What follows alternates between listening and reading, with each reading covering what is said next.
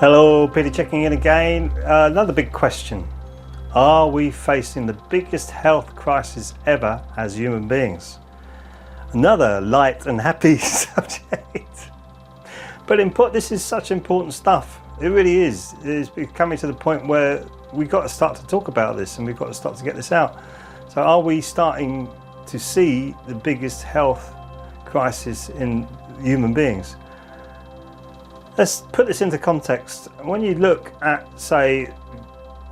let's say gazelles in Africa, any animal will do, but gazelles in Africa, and there was all of a sudden 50% of them started to develop cancer, right?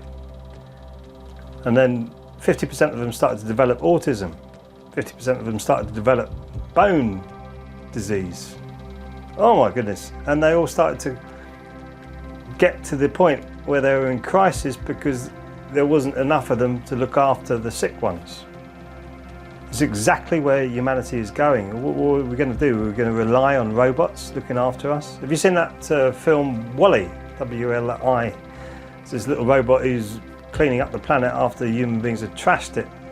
And are we going to go to that position where we're living in a spaceship on a little raft where we just float around, we don't actually move our bodies and just getting bigger and bigger? And when you want something to drink, the robot gives you something to drink. When you want something to eat, the robot puts something into your mouth and you're just sitting there. It's starting to look that way, isn't it? So, are we facing the biggest health crisis? Yes. Yes, you look at the figures from America, 1 in 2 children with autism coming up in 2050 if this continues. Autism, where's that coming from? Have you done any research on that? Do it. Really, really important, imperative to get that sorted out in your head. How do these figures rise? Why are they rising? Well, I asked in the last video I recorded on this series, does the government care about your health? No, it doesn't. Otherwise these figures will be looked at and there'll be things put in place that would stop this happening, but it's not. And how much is EMFs affecting the health that we're living in? The health that we're living with, sorry. How much is it affecting us? Do you know? Have you done any research on that? Genetically modified foods as well, fast food, fast produced food. Is that affecting you? Is that good for you? Produced food, heavily produced food? Is that good for you? Is that good for your body that it doesn't know what the heck is this I'm eating? Because it's been genetically modified or changed or even created from something and something else, and your body's got no idea what it is. Do you think your body's going to react well to that? Do you think it takes time for human beings to develop and evolve through certain eras of time? Yes, it's taken us thousands of years to develop to the position that we are, and our brains are changing and becoming more creases in there so we can receive more information. That's incredible stuff. And yet our bodies are deteriorating like there's no tomorrow. If you look at our world, there's a fantastic nutritionist speaking about this, and our world is like a 30-centimeter ruler, and the pinprick on the end of that 30 centimeters, there's a pinprick. That's what we've had in the last 200 years on this planet as a species. And look at the changes that have happened. Fast food, oh my goodness me, a lot of it's genetically modified. And yeah, I fell into the trap. Oh, this is delicious and easy to eat. You can eat and walk, eat and talk, eat and drink, do whatever you want. Look at that, how that's changed human beings. Crohn's disease, wearing the gut out in the lower intestines from this. Crohn's disease in children, for goodness sake. Bad bone positions with children and all sorts of different leukemias and things like that in children. And it wasn't like that when I was younger. It was not like that. I mean, yeah, I'm getting on a bit now, I'm in my 50s. But it wasn't like that at all. It was there was one girl who was not very well. She had some sort of syndrome, I don't know what it was. Can't remember, to tell you the truth. But she died in the sixth form of my school, and she was the only one I remember being sick. A few people had a few ailments, and we were all honest and open with each other. We used to speak about it quite freely. And through my schooling and going to other schools, we didn't see any of this. There was none of this. The children were healthy and vibrant, and there were lots of sports going on, and they were fit, strong and healthy. And I remember my year being a little bit duller than the year below me and the year above me. So I used to hang out with the year above me and the year below me because they were more vibrant people. Now it seems like, where the vibrant people gone? It's almost, they're almost the same. All this and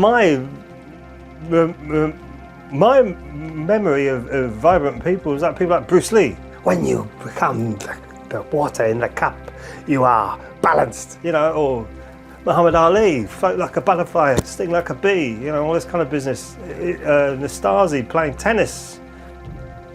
Characters, enormous characters.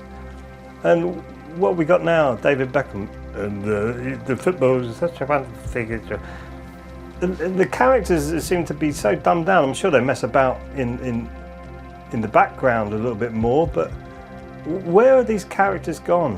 Why are we becoming so sick and not vibrant at all? Is it to do with the conditioning and the environment that we live in? Yes, we are facing the biggest health crisis, and it's been, personally I feel, please comment if you don't, show me that it doesn't. I feel it's being contrived. I feel that human beings, there's so many people on the planet at the moment, and there's such an enormous change coming with the end of a climate cycle, end of a financial cycle, and you've got an end of an astrological cycle. There's enormous changes happening, and they're all for the better, I must say. But there is a health crisis coming, and why is that? Is that one, because it's being contrived, or is that two, is it a natural phenomenon to get rid of the people on the planet? I don't think that's the case, but I think people are incarnating into the world right now. This is my own personal vision of it, from the research I've done, not because I'm just picking this out of thin air. Is because of the big change that's coming, and we're living in the Kali Yuga, which is coming underneath. We're at the lowest age that we can be, and with that lowest age, you have the highest chance of becoming enlightened, because you look at this and you go, this can't be it. This can't be the meaning of life. This can't be it. And there was a wonderful book I was introduced called the Bhagavad Gita, which helped me to see past that. And you read it and you go, and it wakes up your consciousness. A wonderful enlightenment of consciousness when you read these books, and the Vedas, fantastic works. And I feel that's where the two wolves story came from. It was the demigod battle inside of you, which is the good wolf and the bad wolf. It's the demigods and the demons battling inside of you. That's where that's come from. What do you feed? Do you feed the demons, or do you feed the demigods to win this battle for enlightenment? And does that refine you, or clean you, or make you shiny? Well, there is research now coming out by Freddie Silver and other researchers of a group of people called the Shining Ones, and they found that in their scriptures and books, they're saying they find it too hard to incarnate into this material world. It's too painful for them, and I can relate to that. I can relate to that big time. I'm not saying I'm a shining one, of course, but this is it. They're giving us higher knowledge, and you cannot accept that higher knowledge unless you do the work yourself. You can't just be spoon-fed it and go, I got it now.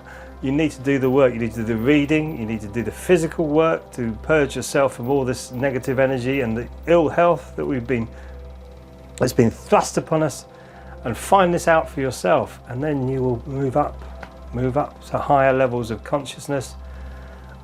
And your experience, because energy never gets destroyed, your experience with your memories from your soul will move up to the next level, and you won't have this air of forgetfulness which seems to come with the earth.